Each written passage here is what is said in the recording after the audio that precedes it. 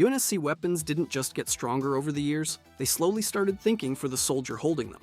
It started in 2001 with the MA5B Individual Combat Weapon System, a bullpup rifle carrying 60 rounds and a built-in compass, giving one Marine enough ammo and orientation to survive a corridor without asking for backup. That surplus of firepower came with a trade-off. Every soldier felt the moment the range got long. Today, I'm breaking down all 12 iconic UNSC infantry weapons and what each one demanded from the person carrying it. Starting with the rifle that armed an entire war effort with sheer volume, assault rifle.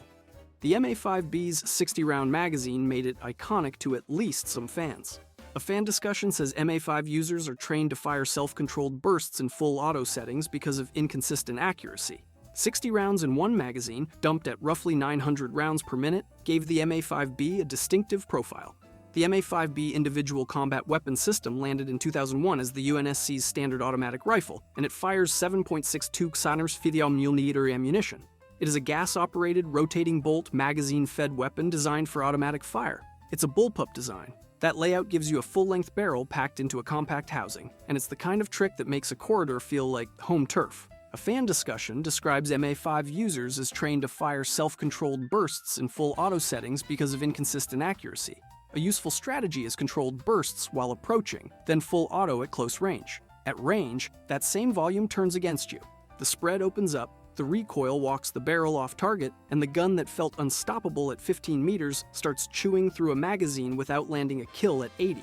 The MA5B is a standard-issue automatic rifle used widely by the UNSC. One frame, two jobs: point you at the enemy and point you home. That 60-round figure isn't the only configuration in the franchise either. The MA5B is documented with both 36-round and 60-round detachable box magazines.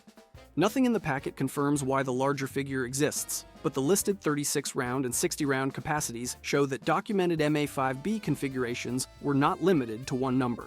The soldier holding the 60-round version is trusting the count in the well over his own precision, one magazine at a time. The MA5B is one of the UNSC rifles discussed in this video. A compact 12-round answer is about to reach across the map and rewrite what accuracy even means to that same soldier. Magnum. A pistol should be the last thing a soldier reaches for, not the first. And the M60 personal defense weapon system broke that rule so badly, it rewrote what a sidearm was supposed to do. When Combat Evolved shipped in 2001, Master Chief's backup weapon could outduel the rifle in his other hand, and players noticed within days of picking up the campaign disc. Here's why. The M60 fires 12.740mm rounds from a 12-round detachable magazine, cycling through a semi-automatic short recoil action, and it carries an integrated optic with roughly 2x magnification bolted onto a weapon that could have been treated as an afterthought, tossed in for flavor and forgotten by the second level. Strip a Covenant shield with a few rifle rounds and one clean headshot from that pistol ends the fight, at ranges that had no business being a pistol's job in the first place. That's the part that made the M60 notorious among critics and players. This was supposed to be the emergency option, the thing you pull when the assault rifle runs dry and the enemy is already closing the distance. Instead, it became a weapon some players praised as extraordinarily powerful and praised for its unusual versatility. The rifle carried more bullets and sprayed a wider cone of fire, and a player could kill a fully shielded opponent with 3 M60 headshots. The fight stopped being about who had the bigger gun. It became a referendum on your own hand, on whether you could put a reticle on a moving head faster than the person shooting back at you. The assault rifle from the last section gave every soldier a reliable answer built from volume. The M60 took that same soldier and asked a harder question. What happens when the weapon stops compensating for you and starts demanding you be good enough for it? Some players call the M60 the greatest weapon Halo ever shipped. Others still argue it broke the sandbox, with precise M60 headshots highly valuable. Both camps are describing the same fact from opposite sides of the same trigger. The M60 leaves a dangerous possibility in the soldier's hand. The backup can become a weapon that can be highly effective in many situations. Once precision becomes portable, the next test happens at arm's length, where one trigger pull has to settle the room. Shotgun. An 8-gauge shell is not a spec sheet detail, and the M90's extended magazine was intended to aid its effectiveness in boarding actions, since the M90 close assault weapon system was a common close-range battle implement. First appearing in Halo, Combat Evolved, the M90 belongs to Weapon System Technology's DTM series, and its shape emphasizes a close-range combat role. Halo.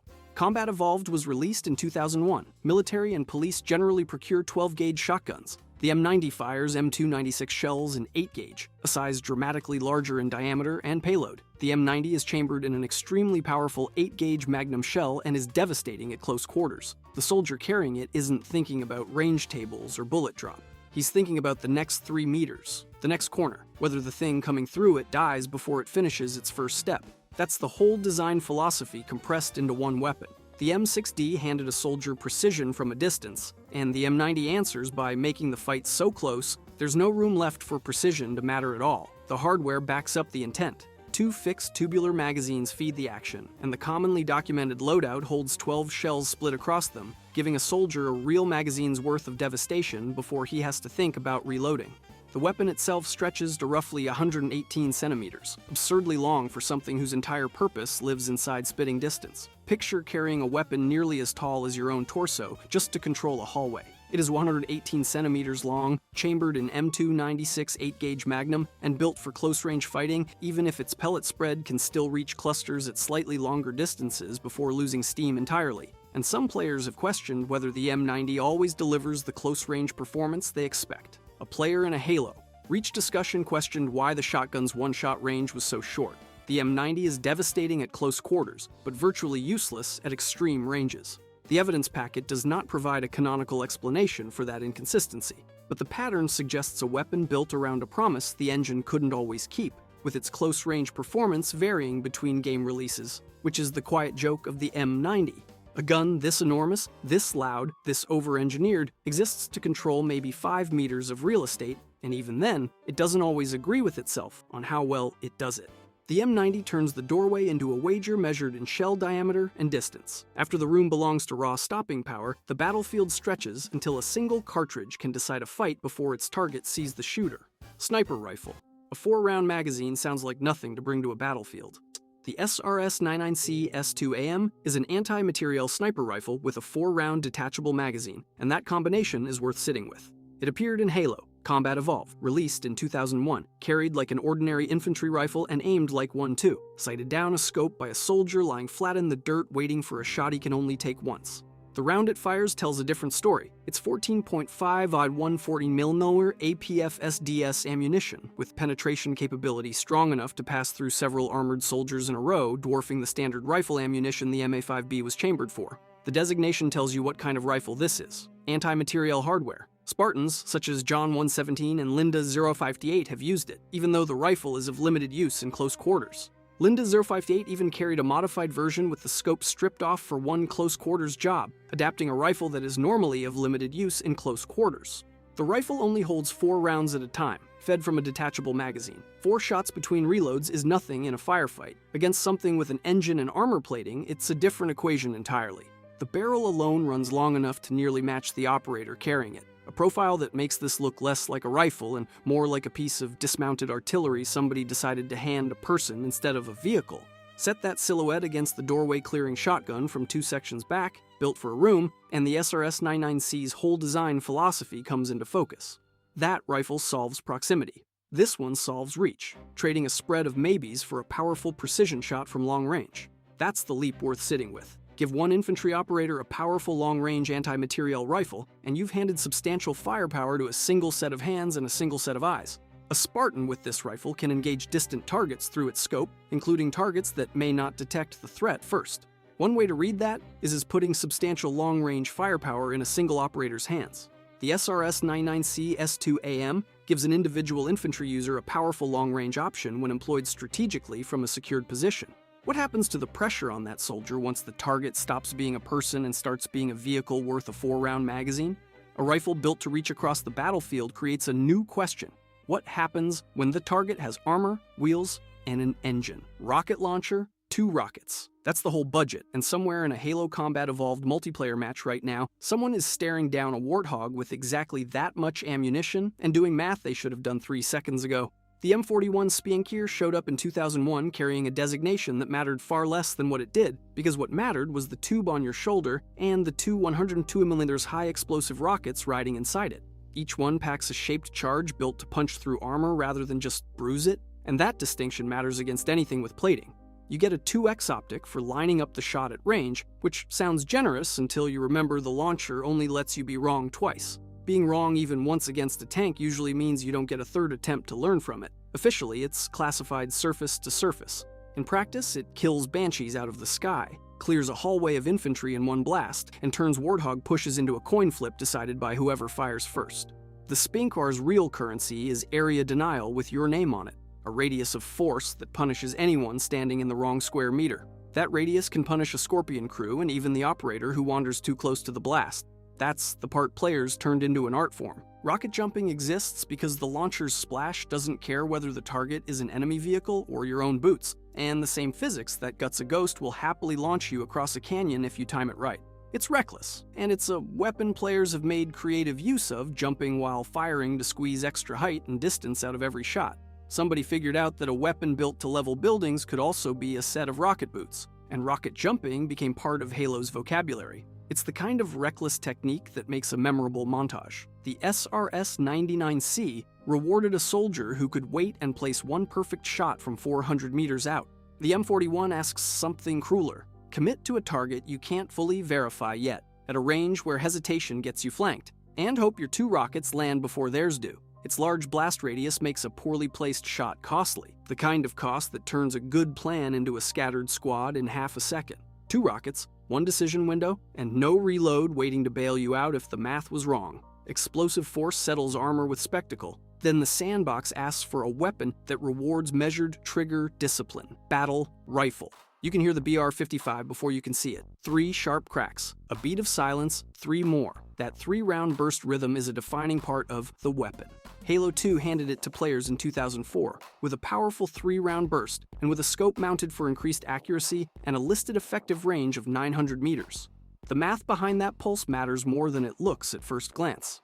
36 rounds sit in the magazine, fired in bursts of 3, which works out to 12 pulls of the trigger before you're reloading with your thumb and hoping the corridor stays empty for 2 more seconds. Every burst is a decision, small and immediate, repeated over and over under pressure.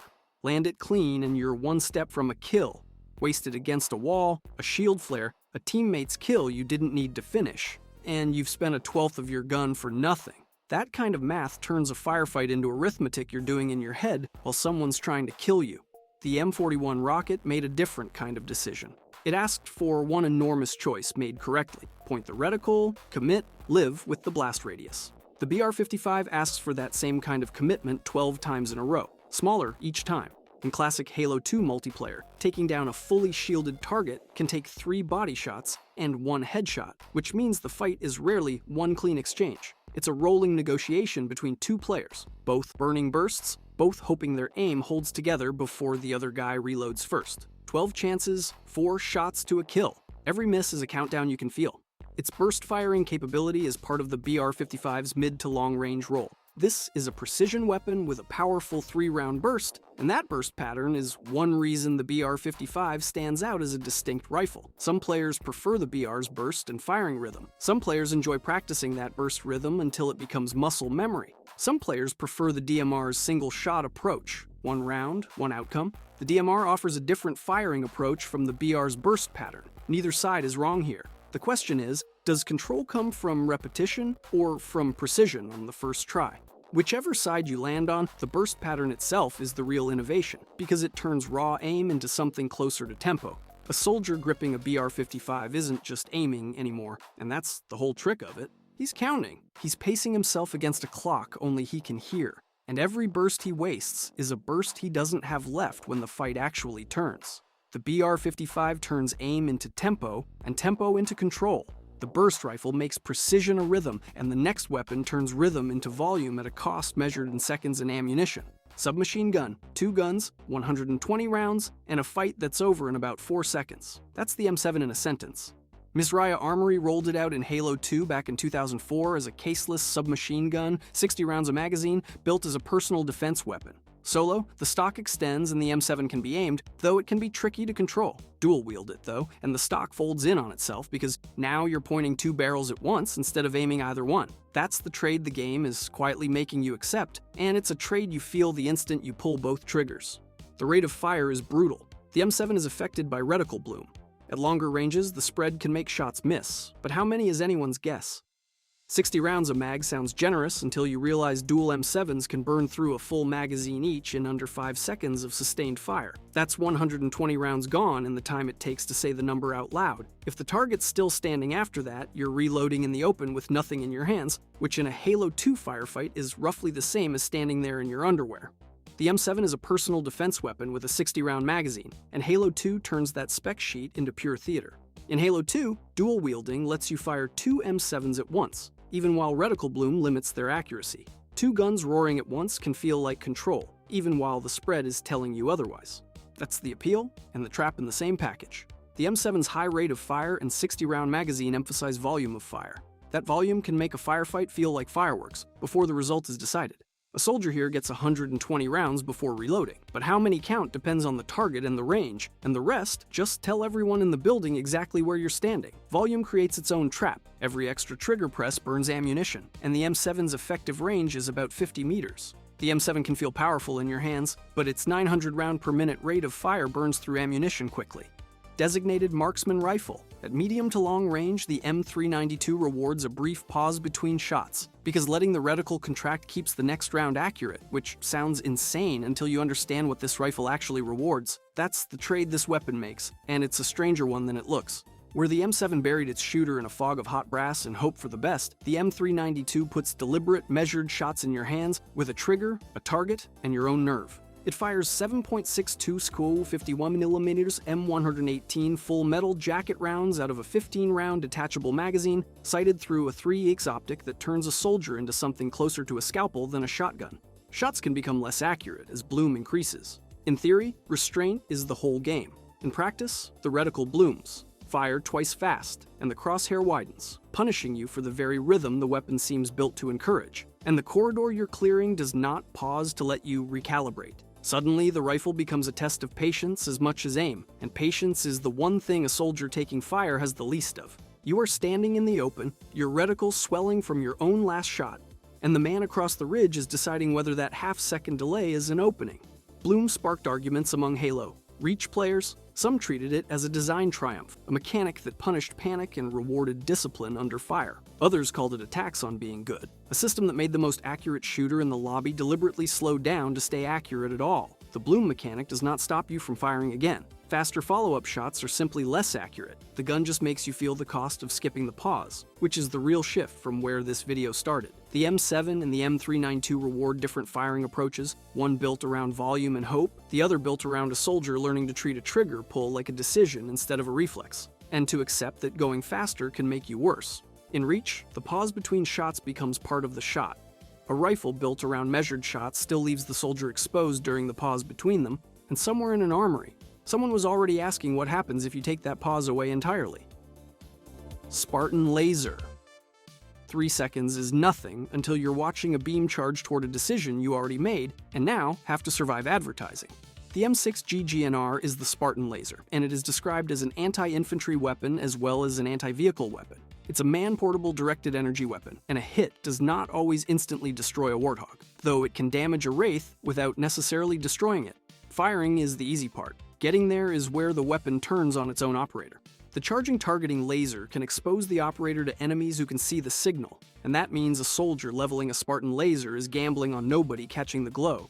Compare that to the aiming discipline the M392 demanded, that quiet pause before the shot landed. This is the same pause, except now the charging targeting laser can reveal your location to enemies who can see it. A charge that is visible can give away your position, but cover can conceal it. You can charge behind cover, but if the targeting laser is visible, it can give away your position. Cooldown runs about 2 seconds after firing. A miss burns nearly the full cycle, charge and recovery both, leaving you holding a weapon that can't answer back during its recovery window.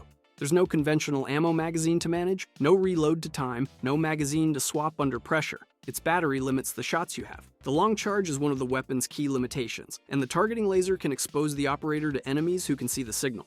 That visible charging window is where one of the weapon's biggest tactical dangers lives, exposed to enemies who notice the signal and have a clear line of sight. You're aiming a weapon and running a public timer at the same time. The soldier who trusts the laser has to trust the pause first, because nothing about the beam matters until approximately 3 seconds of charging have already elapsed.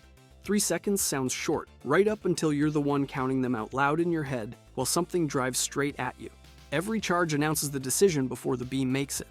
Somewhere in that same arms race, the UNSC found a way to keep the announcement and cut the standing still, handing one infantryman a rack of warheads that could choose the moment of impact after his finger had already left the trigger. Grenade launcher.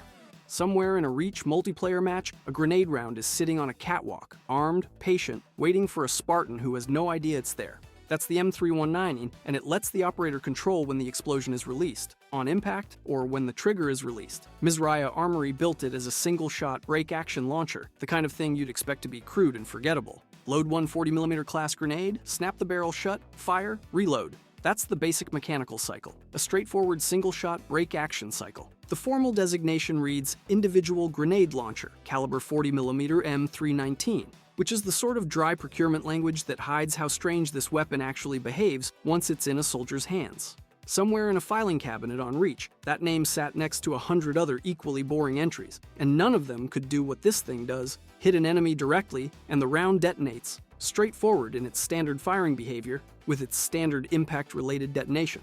Miss though, and the round doesn't just fizzle out on the ground. It lands on a wall, a floor, a vehicle hull, and it can remain there until the operator releases the trigger, turning a missed shot into a planted trap for whoever walks past next. And then there's the alternate mode, the one that separates a soldier who understands the M319 from one who's just carrying it around like dead weight. Remote detonation, letting a skilled operator trigger that grenade at the moment they choose. Think about what that means for the person pulling the trigger. In its alternate firing mode, the M319 lets you make another choice after firing: when to detonate the grenade. It asks you to commit twice, once when you shoot, and again later, when you decide the world is finally arranged the way you want it. That's a different kind of escalation. The M319 can leave you with a later detonation decision even after the grenade leaves the barrel. It follows the round downrange and hands the soldier a second window in which to choose the detonation moment. One shot, several uses: a direct hit, a hidden trap, and a delayed detonation controlled by patience rather than a clock. The M319 makes patience an explosive trigger. A projectile that can wait for its moment invites a larger question: how much force can a portable weapon store before release? Railgun, 63,405 credits buys you a 2-second wait before the weapon actually works. That is the entry fee, and nobody gets a discount for being in a hurry. That is the ARC-920, built by Acheron Security, and it debuted in 2012 already carrying a technical name that sounds like a promise. The full designation calls it the Asymmetric Recoilless Carbine 920, a name that sounds clean and controlled, the kind of phrase a marketing team workshops for months. What you actually feel in your hands tells a different story. 111 centimeters long, a visible glow building toward a shot that announces itself before it fires. The weapon is basically shouting its own intentions at anyone paying attention. The M319 grenade launcher put timing in the soldier's hands, letting a trained finger decide when a round would detonate downrange. The ARC-920 pushes that idea earlier, back into the weapon itself, so the delay isn't happening after the shot leaves the barrel. It's happening before you're even allowed to pull the trigger. That's a fundamentally different kind of pressure, and it makes timing part of how you fight with the thing. The ARC-920 is an electromagnetic launcher firing a high explosive round. Electromagnetic rails accelerate that round to lethal velocity using electromagnetic acceleration, and the weapon has a charge-up period before firing. You are not loading a bullet. You are building a small, contained storm and hoping the corridor stays clear long enough to let it finish forming. Picture yourself as the soldier holding it, watching a vehicle round a corner, and you have to start charging before the threat is even fully visible. Guess wrong on timing and you're standing exposed with a half-built weapon in your hands, glowing, useless, leaving you committed while the weapon charges. Guess right, and a single explosive impact does what 3 conventional rounds couldn't manage between them. The railgun's charge and impact trade-off invites comparison with something like the Spartan laser. The laser is favored for direct anti-vehicle damage, while the railgun is often preferred for splash damage, faster tactical engagements, and more flexible infantry use. Both weapons ask the same question in different accents. How much of the fight are you willing to hand over to the machine before you even pull the trigger? The ARC-920 stores its answer in the charge, then releases it as a projectile, all at once, no negotiation. Stored force solves the impact problem beautifully. Once the weapon fires, the round is in flight, though its travel time is almost instantaneous. Hydra. A jackal is sprinting for cover behind a rock formation 40 meters out, and the soldier locking onto him doesn't need to guess where he'll be in 2 seconds. That's the Hydra's signature trick, lock-on guidance, and it's the trick that finally breaks the pattern this whole video has been tracing. The Multiple Launch Rocket System 1. Hydra Gyrock launcher showed up in 2015, built by Chalib's Defense Solutions, and it looks at first glance like a rifle that got into a fight with a rocket pod. 6 9XG rockets sit loaded in a 6-chamber revolving cylinder, each one a high-explosive airburst charge stabilized in flight. That's already a lot to have loaded before it is even fired. Here's what makes it different: lock-on guidance. You get a lock, and the rocket stops caring about the line you originally pointed the barrel down. It corrects, it chases. It finishes the job your aim only started. Think back to the ARC-920, storing force in a spring so a soldier could unload it in a single controlled burst. That was the charge doing work the trigger finger used to do alone. The Hydra takes that same idea and pushes it further, past ammunition, past timing, past detonation, straight into the decision itself. You don't calculate the intercept. You don't lead the target. You pick it, and the guidance system finishes the math a soldier used to have to do in their head under fire. The Hydra offers a different rocket launcher experience. It can switch between lock-on and dumbfire modes. In dumbfire mode, the rocket flies without the Hydra's lock-on guidance, so the shooter has to aim the shot directly. The Hydra gives a soldier 6 rockets in the cylinder, with locked rockets able to home toward a target. Chances you don't have to gamble away on a single unguided shot fired in a straight line and prayed over. Both modes are really circling the same question this whole video has been asking: how much of the fight should the weapon be allowed to finish for you? The Hydra shifts more of the targeting and tracking work into the weapon itself. It carries part of the answer inside the launcher and asks the soldier to point at the problem, lock, and let the rockets sort out the geometry. The Hydra takes over more of the targeting process once the soldier has secured a lock. Picture the ARC-920 again for a second, that spring holding tension until a trigger pull released it in one clean burst. The Hydra doesn't store force like that. It stores judgment. 6 rockets, each one a small guided decision, doing the job a marksman used to do alone with a steady hand and a held breath. 6 rockets turn a soldier's aim into a guided pursuit. If you enjoyed this video and want to see more, click the video on the screen now.